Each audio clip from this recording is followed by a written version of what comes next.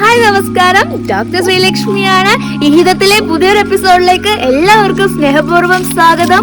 നല്ല സൂര്യപ്രകാശം, ശുദ്ധമായ വെള്ളം, നല്ല വായു, ഇതെല്ലാമാണ് ഏറ്റവും കൂടുതൽ ഒരു മനുഷ്യന് ആവശ്യമായിട്ടുള്ള പ്രധാന ഘടകങ്ങൾ എന്ന് പറയുന്നത്. പണ്ട് ഒരുപാട് വർഷങ്ങൾക്ക് മുൻപ് നമ്മുടെ പൂർവികര് ഇതെല്ലാം തന്നെ ആസ്വദിച്ചുകൊണ്ട് പ്രകൃതിയിൽ നിന്ന് കിട്ടുന്ന പലതരത്തിലുള്ള കായ്കനികൾ കഴിച്ചുകൊണ്ടായിരുന്നു അവരുടെ ജീവൻ തന്നെ നിലനിർത്തിയിരുന്നത്, അല്ലെ? അവർക്ക് മുന്നേ മാംസാഹാരത്തെ കുറിച്ച് അറിവുണ്ടായിരുന്നില്ല. ഒരു ചെറിയ സ്റ്റോറി പറഞ്ഞു തരട്ടെ.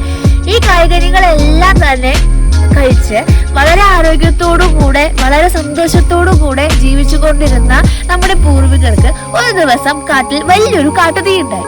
ആ കാട്ടുതീ ഉണ്ടായപ്പോൾ അതിൽ പല മനുഷ്യരും വെന്തു മരിച്ചു, അതുപോലെ പല മൃഗങ്ങളും വെന്തു മരിച്ച സമയത്ത് മരങ്ങളെല്ലാം കത്തിപ്പോയപ്പോൾ പിന്നെ നമുക്ക് അവിടെ കഴിക്കാനായിട്ട് ഫലങ്ങളൊന്നും തന്നെ ഇല്ല.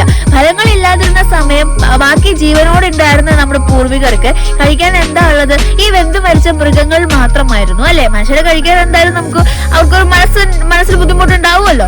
അപ്പോ ഈ മൃഗങ്ങളെ തന്നെ അവരെ കഴിക്കുക, ജീവൻ നിലനിർത്താൻ വേണ്ടി മാത്രമായിരുന്നു.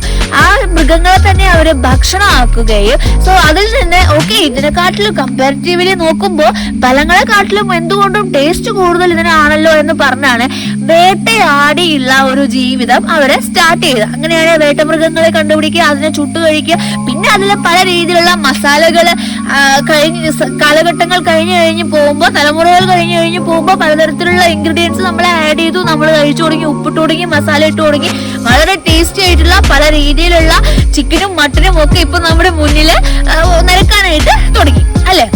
പക്ഷെ അപ്പോഴും നമ്മളൊരു കാര്യം ഓർക്കണം, നാളെ ഓടുമ്പോൾ നടുവേ ഓടണം. ഡയറ്റാന്ന് പറഞ്ഞിട്ട് നമുക്ക് ഇഷ്ടമുള്ള ഭക്ഷണങ്ങളെല്ലാം ത്യജിച്ച് ഡയറ്റ് എടുക്കുക, അതുകൊണ്ട് യാതൊരു അർത്ഥവുമില്ല. അപ്പൊ നമുക്ക് ഡിപ്രഷൻ വരും, നമുക്ക് ആഗ്രഹങ്ങൾ വരും.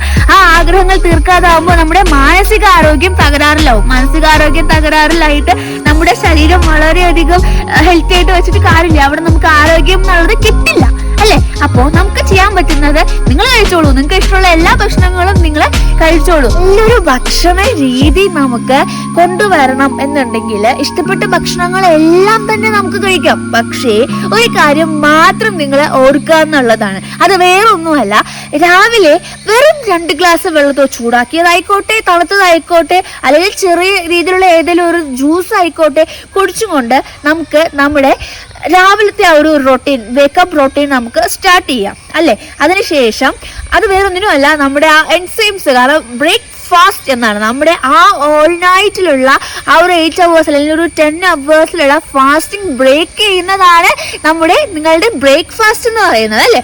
ആ ബ്രേക്ക്ഫാസ്റ്റ് വളരെയധികം കറിച്ചത്, പൊരിച്ചത്, അല്ലെങ്കിൽ വളരെയധികം ഹെവി ആയിട്ട് കൊണ്ട് നമ്മുടെ വയറ്റിലേക്ക് ഇട്ട് കൊടുക്കുകയാണെന്നുണ്ടെങ്കിൽ 1 മാസത്തോളം ലീവ് എടുത്തിട്ട് പോകുന്നവന്റെ മുന്നിലേക്ക് ഒരു കെട്ട് ജോലി നമ്മൾ കൊണ്ടിട്ട് കൊടുക്കുന്ന പോലെ ആയിരിക്കും നമ്മുടെ ശരീരം അത് നോക്കിക്കാണുന്നത്. അപ്പോൾ ചെറിയ രീതിയിൽ നീ ഡൈജഷന് വേണ്ടിയിട്ട് സ്റ്റാർട്ട് ആയിക്കോ അല്ലെങ്കിൽ തയ്യാറായിക്കോ എന്ന രീതിയിൽ ചെറിയ രീതിയിലുള്ള ജ്യൂസുകളൊക്കെ ഒന്ന് കൊടുത്ത്, കുറച്ച് സമയം കൊടുത്ത്, ചെറിയ രീതിയിലുള്ള കുറച്ച് പഴങ്ങൾ കൊടുത്ത്, അതായത് ഡൈജഷൻ കുറഞ്ഞ രീതിയിലുള്ള ഭക്ഷണങ്ങൾ ആദ്യം കൊടുത്തുകൊണ്ട് വേണം നമ്മുടെ ബ്രേക്ക്ഫാസ്റ്റ് സ്റ്റാർട്ട് ചെയ്യാനായിട്ട്. ഓക്കെ, അതിനുശേഷം എനിക്കിഷ്ടമുള്ള പുട്ടും കടലയാണ് അല്ലെങ്കിൽ ഇഡ്ഡലി സാമ്പാറാണ്, എങ്ങനെയാ എല്ലാവരും കഴിക്കുമ്പോൾ ഡയറ്റ് എന്ന് പറഞ്ഞിട്ട് കഴിക്കാണ്ടിരിക്കുന്നത് എന്നുള്ള ഒരൊറ്റ ചിന്ത നമുക്ക് വേണ്ട. കഴിച്ചോളൂ, എന്താണോ നമ്മുടെ ഡൈനിങ്ങിലുള്ളത് അത് നിങ്ങൾ വളരെ സന്തോഷപൂർവ്വം കഴിച്ചോളൂ. പക്ഷേ രാവിലത്തെ വെള്ളവും അല്ലെങ്കിൽ ആ ജ്യൂസും ഈ പറയുന്ന ഫ്രൂട്ട്സും നിങ്ങളുടെ വയറ്റിൽ കിടക്കുന്നിടത്തോളം കാലം നിങ്ങൾക്ക് ഈ പറയുന്ന ഭക്ഷണങ്ങൾ അല്ലെങ്കിൽ എന്നും കഴിക്കുന്ന ഭക്ഷണത്തിന്റെ പകുതി ക്വാണ്ടിറ്റി മാത്രം അല്ലെങ്കിൽ 1/4 ഭാഗം മാത്രമേ നിങ്ങൾക്ക് കഴിക്കാനായിട്ട് കഴിയൂ എന്നുള്ളതാണ്. ഇപ്പൊ നിങ്ങളുടെ മനസ്സിലേക്ക് വന്ന കാര്യം ഞാൻ പറയട്ടെ. അന്ന് നമുക്ക് പെട്ടെന്ന് വിശക്കില്ല, ഇച്ചിരി കഴിച്ചാലെന്നല്ലേ? അതേ, വിശക്കും. ആ വിശക്കുന്ന സമയത്ത് വീണ്ടും നമുക്ക് അവൈലബിൾ ആയിട്ടുള്ള ചെറിയ രീതിയിലുള്ള എന്തെങ്കിലും ഒരു ഭക്ഷണം കഴിക്കാം, കുഴപ്പമില്ല. എന്തെങ്കിലും ജ്യൂസുകളായിട്ടോ, പഴങ്ങളായിട്ടോ, അല്ലെങ്കിൽ ഈ ലഘു ആഹാരങ്ങളായിട്ടോ, സാലഡ്സ് ആയിട്ടോ നമുക്ക് എടുക്കാം. ഉച്ചഭക്ഷണത്തിലേക്ക് കിടക്കുന്ന സമയത്തും വളരെയധികം ചോറിനോട് താല്പര്യമുള്ള ആൾക്കാരാണ് പ്രത്യേകിച്ച് നമ്മളെ കേരളീയർ, അല്ലെ? അത് സംബന്ധമായിട്ടുള്ള പല ബുദ്ധിമുട്ടുകളും നമ്മൾ ഫേസ് ചെയ്യുന്നുണ്ടെങ്കിൽ പോലും നമുക്കത് മൈൻഡ് ആണ്, അല്ലെ? അത് നമ്മുടെ തെറ്റല്ല, അത് നമ്മുടെ ശീലമാണ്. അപ്പോ ഉച്ചയ്ക്ക് നിങ്ങൾ കഴിക്കുന്ന ഭക്ഷണത്തിൽ ഒരുപാട് ചോറ് പ്ലേറ്റ് എടുത്ത് നോക്കിക്കുക, അതിൽ ഒത്തിരി ചോറും, 1/4 ഭാഗം ചോറും വളരെ 1/4 ഭാഗം മാത്രമായിരിക്കും നമ്മുടെ കറികളും, അല്ലെ? പിന്നെ നോൺ വെജ് പ്രിയരാണ്, അതുണ്ടാവും, സ്വാഭാവികം. അപ്പോ നമ്മൾ ആദ്യം മനസ്സിലാക്കേണ്ട ഒരു കാര്യം എന്ന് പറയുന്നത്, ഈ പറയുന്ന 1/4 ഭാഗം ചോറും 1/4 ഭാഗം കറികളും എന്ന് പറയുന്നത് നേരെ തിരിച്ച് നമ്മളൊന്ന് ചിന്തിച്ചു നോക്കുക. ചോറില്ലാതെ നമുക്ക് കഴിക്കാൻ പറ്റില്ല, ചോറ് ഒഴിവാക്കാണ്ടിരിക്കുക. വളരെ ചെറിയ എമൗണ്ടിൽ മാത്രം ചോറ് എടുക്കുക. അതിൽ ഒത്തിരി അധികം വെജിറ്റബിൾസ്, ഫൈബർ റിച്ച് നാര് വകകൾ അടങ്ങിയിട്ടുള്ള ഒരുപാട് പച്ചക്കറികൾ നമ്മൾ അതിലേക്ക് ഉൾപ്പെടുത്തുക. 3-4 പീസ് വറുത്തതോ പൊരിച്ചതോ എന്തായിക്കോട്ടെ, എന്താണേലും കഴിക്കുന്ന ഒരാളാണെന്നുണ്ടെങ്കിൽ ഈ വീഡിയോ കണ്ട ശേഷം ഒന്ന് മാത്രം, അതിൽ നിന്ന് ഒരൊറ്റ പീസ് മാത്രം മാറ്റി വെച്ച് ഡയറ്റ് സ്റ്റാർട്ട് ചെയ്യുക എന്നുള്ളതാണ് മെയിൻ ആയിട്ട് നമ്മൾ ചെയ്യേണ്ട കാര്യം എന്ന് പറയുന്നത്. അതിനുശേഷം ചായ നമുക്ക് ഒഴിവാക്കാൻ പറ്റാത്ത ഒരു ഘടകം തന്നെയാണ്. ചായ കുടിക്കരുത്, അല്ലെങ്കിൽ പാല് കുടിക്കരുത്, അല്ലെങ്കിൽ പഞ്ചസാര ഉപയോഗിക്കരുത് എന്ന് തുടക്കത്തിൽ ഞാൻ നിങ്ങളോട് പറയുന്നില്ല. വളരെ സന്തോഷത്തോടു കൂടെ തന്നെ ഇടുന്ന പഞ്ചസാരയിൽ നിന്ന് കഴിയുന്നുണ്ടെങ്കിൽ അര സ്പൂൺ മാത്രം പഞ്ചസാര കുറച്ച് നിങ്ങളുടെ ചായ നിങ്ങൾ കണ്ടിന്യൂ ചെയ്യുക. സ്നാക്സ് 2, 3, 4 എണ്ണം കഴിക്കുന്ന ഒരാളാണ് നിങ്ങളെന്നുണ്ടെങ്കിൽ ഒരൊറ്റൊരെണ്ണം മാത്രം അതിൽ നിന്ന് നിങ്ങൾ കുറയ്ക്കുക. ഓക്കെ, സാവകാശം മനസ്സിന് സന്തോഷം തരുന്ന രീതിയിൽ നിങ്ങളുടെ ഡയറ്റ് നിങ്ങൾ സ്റ്റാർട്ട് ചെയ്യുക. വൈകുന്നേരങ്ങളിൽ ചോറ് കഴിക്കുന്ന ഒരാളാണ് നിങ്ങളെന്നുണ്ടെങ്കിൽ അത് 1.5 ഗ്യാപ്പിൽ, അതായത് ഓൾട്ടർനേറ്റ് ഡേയ്സിൽ സ്റ്റാർട്ട് ചെയ്യുക. ഇന്നിപ്പോൾ ചോറ് കഴിച്ചു, നാളെ നമ്മുടെ ആരോഗ്യത്തിന് വേണ്ടിയിട്ട് അതൊന്ന് സാക്രിഫൈസ് ചെയ്യുക. അതൊന്ന് സാക്രിഫൈസ് ചെയ്തിട്ട് എന്തെങ്കിലും മില്ലറ്റിലോട്ടോ, അല്ലെങ്കിൽ മില്ലറ്റ് നമുക്ക് അത്ര പെട്ടെന്ന് തന്നെ ഇഷ്ടപ്പെടണം എന്നില്ല, അല്ലെങ്കിൽ അരി ആഹാരങ്ങൾ തന്നെ ആവിയിൽ പുഴുങ്ങിയോ അടയുടെ രൂപത്തിലോ എങ്ങനെ വേണേലും നമുക്ക് കഴിക്കാം. ആ ഒരു രീതിയിലേക്ക് മാറുക. അല്ലെങ്കിൽ ആ അരിയെ തന്നെ കഞ്ഞിയിലേക്ക് മാറ്റി കൺവേർട്ട് ചെയ്ത് സെമി ലിക്വിഡ് ഫോമിലേക്ക് മാറ്റുക. അങ്ങനെ നമ്മുടെ ആ ഒരു ആരോഗ്യത്തിന്റെ ജേണി നമ്മൾ തുടങ്ങുക എന്നുള്ളതാണ്. ഓക്കെ, ഇത്രയും അധികം കോൺഫിഡൻസോടുകൂടെ ഞാൻ പറയാൻ കാരണം എന്ന് പറഞ്ഞാൽ ഇതേ അവസ്ഥയിലൂടെയാണ് ഇപ്പോൾ ഞാൻ കടന്നു പോയിക്കൊണ്ടിരിക്കുന്നത്. ഒരുപാട് ഫുഡിന്റെ അഡിക്റ്റ് കാരണം വെയിറ്റ് ഒരുപാട് കൂടി വരുന്ന, കഴിഞ്ഞ ദിവസം ഞാൻ പറഞ്ഞു 62 കിലോ ഉണ്ടായിരുന്നത് ഞാൻ 6 മാസം കൊണ്ടാണ് നേരെ 84 കിലോയിലേക്ക് വന്നതെന്നുള്ളത്. കാരണം വേറൊന്നുമല്ല, ഇത് ഡെലിവറി കഴിഞ്ഞു. ഇതെന്റെ മോനാണ് ഇഹിത്. ഓക്കെ, അപ്പോൾ ഡെലിവറി കഴിഞ്ഞു. ഡെലിവറി കഴിഞ്ഞ സമയത്ത് നമ്മുടെ നാട്ടിലെല്ലാവർക്കും ഉള്ളൊരു മിസ്കോൺസെപ്റ്റ് ഉണ്ട്, ഡെലിവറി കഴിഞ്ഞാൽ ഒത്തിരി കഴിക്കണം, അല്ലെങ്കിൽ ഒരുപാട് അധികം ഭക്ഷണങ്ങൾ കുഞ്ഞിന് ഫീഡ് ചെയ്യുന്നതാണ്, ഒരുപാട് കഴിക്കണം. അങ്ങനെ ഒരുപാട് കഴിക്കുക എന്നുള്ളതല്ല, പോഷക ഗുണങ്ങളുള്ള ഭക്ഷണങ്ങൾ കഴിക്കുക എന്നുള്ളതാണ് നമ്മൾ ശ്രദ്ധിക്കേണ്ടത്. സോ അതിൽ ഞാൻ കുറച്ചധികം ഒന്ന് പാളിപ്പോയി. ഒരുപാട് ചോറിന്റെ അളവ് ഒത്തിരി കൂടി, പലതരത്തിലുള്ള സ്നാക്സിന്റെ അളവ് ഒത്തിരി കൂടി. സോ വളരെ പെട്ടെന്നായിരുന്നു എൻ്റെ വെയിറ്റ് ഗെയിൻ എന്ന് പറയുന്നത്. കാരണം വേറൊന്നുമല്ല, 2020 ഞാൻ എൻ്റെ പ്രൊഫഷണൽ ലൈഫ് സ്റ്റാർട്ട് ചെയ്തത്.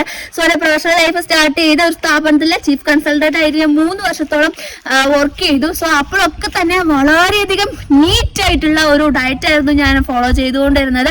ഞാൻ വളരെ ഹെൽത്തി ആയിരുന്നു, എനിക്ക് യാതൊരു വിധത്തിലുള്ള ഒരു ബുദ്ധിമുട്ടും തന്നെ ഉണ്ടായിരുന്നില്ല. ആ സമയത്ത് ഞാൻ 62 കിലോ ആയിരുന്നു. മാരേജ് കഴിഞ്ഞു, ഇവരെ പ്രഗ്നന്റ് ആയ ടൈമിൽ പോലും ഒത്തിരി അധികം പ്രോപ്പർ ആയിട്ടുള്ള ഡയറ്റ് നോക്കിയത് കൊണ്ട് തന്നെ വേറെ ബുദ്ധിമുട്ടുകൾ ഒന്നും തന്നെ ഉണ്ടായിരുന്നില്ല. ആസ് യൂഷ്വൽ പ്രഗ്നൻസി പീരീഡിൽ ഉണ്ടാകുന്ന ബുദ്ധിമുട്ടുകൾ ഉണ്ടായിരുന്നു, സ്വാഭാവികം. സോ അതിനുശേഷം ഡെലിവറി കഴിഞ്ഞതോടുകൂടെ പലതരത്തിലുള്ള ബുദ്ധിമുട്ടുകൾ നമുക്ക് മാനസികമായിട്ടാണേലും ശാരീരികമായിട്ടാണേലും ഫേസ് ചെയ്യേണ്ടി വരും. സോ ബുദ്ധിമുട്ടുകൾ, മെന്റലി സ്ട്രെസ് വന്നാൽ ഓവർ ഈറ്റിംഗ് ഹാബിറ്റ് ഉള്ള ഒരാളായിരുന്നു ഞാൻ. സോ സ്ട്രെസ് വന്നു, ഓർക്കില്ലായ്മ വന്നു, കുഞ്ഞിനെ ക്യാരി ചെയ്യണം, ആൻസൈറ്റി ഉണ്ടായിരുന്നു, പോസ്റ്റ്മോർട്ടം ഡിപ്രഷൻ എന്നൊക്കെ നമ്മൾ ഇതിനെ ഒറ്റ വാക്കിൽ പറയും. സോ അതുകൊണ്ട് തന്നെ ഈറ്റിംഗ് ഹാബിറ്റ് കൂടി. ഡെലിവറി കഴിഞ്ഞല്ലേ എന്നുള്ളൊരു റീസൺ ആയിരുന്നു ഞാൻ അതിലെടുത്ത് വെച്ചിരുന്നത്. കുഴപ്പമില്ല, അത് കഴിഞ്ഞ് ശരിയാക്കാം എന്നുള്ളത്. പിന്നെ 1 മാസമായി കുഞ്ഞിന്, 6 മാസം ആയിട്ടും ശരിയാവുന്നില്ല എന്നുള്ള അവസ്ഥ കണ്ടപ്പോഴാണ് ഞാൻ എന്നോടൊരു ഡിമാൻഡ് വെച്ചത്. നീ ഒറ്റയടിക്ക് ഭക്ഷണം കുറയ്ക്കണ്ട, നീ കഴിക്കുന്ന ഭക്ഷണത്തിൽ നിന്ന് ഒരു പീസോ അല്ലെങ്കിൽ ഒരു സ്പൂണോ നിനക്ക് മാറ്റാൻ കഴിയുന്നുണ്ടെങ്കിൽ അവിടെ നിന്റെ സക്സസ്ഫുൾ ഡയറ്റ് ജേർണി സ്റ്റാർട്ട് ചെയ്യാമെന്നുള്ളത്. അങ്ങനെയാണ് ഞാൻ എൻ്റെ ഡയറ്റ് ഇപ്പോൾ സ്റ്റാർട്ട് ചെയ്തിട്ടുള്ളത്. ഒത്തിരിയധികം നമുക്ക് കട്ട് ചെയ്യാതെ തന്നെ നമുക്കൊരു ഡയറ്റ് പ്ലാൻ സ്റ്റാർട്ട് ചെയ്യാം. നമുക്ക് നല്ല രീതിയിലുള്ള ഡയറ്റും വെയിറ്റ് ലോസും നമുക്ക് സ്റ്റാർട്ട് ചെയ്യാം. സോ അതെങ്ങനെയാന്നുള്ളത് ഞാൻ വരുന്ന എപ്പിസോഡുകളിൽ കാണിച്ചു തരാം. എൻ്റെ ഡയറ്റ് പ്ലാനും കാര്യങ്ങളും ഒക്കെ ഞാൻ ഇതിൽ ഉൾപ്പെടുത്തുന്നുണ്ട്. So thanks for watching. Thank you so much. ഒന്ന് സബ്സ്ക്രൈബ് ചെയ്തേക്കുക. വീഡിയോ ആദ്യമായിട്ടാണ് കാണുന്നതെന്നുണ്ടെങ്കിൽ നിങ്ങളൊന്ന് വീഡിയോ സബ്സ്ക്രൈബ് ചെയ്തേക്കുക, ബെല്ലൈക്കൺ ക്ലിക്ക് ചെയ്തേക്കുക. ഓക്കെ.